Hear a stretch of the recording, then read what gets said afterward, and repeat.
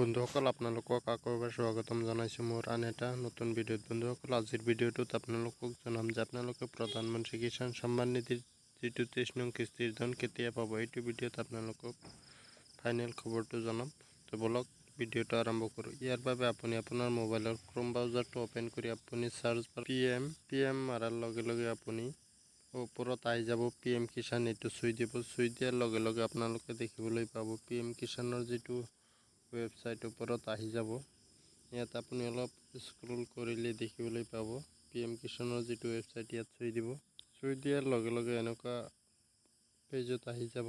ইয়াত আপোনালোকে দেখিবলৈ পাইছে মাননীয় প্ৰধানমন্ত্ৰী শ্ৰী নৰেন্দ্ৰ মোদী দ্বাৰা PM किसान सम्मान निधि की 23वीं किस्ती के तहत ইয়াত আপোনালোকে দেখিবলৈ পাইছে 20 জুন 2026 দুপৰীয়া 3:45 বজাত এই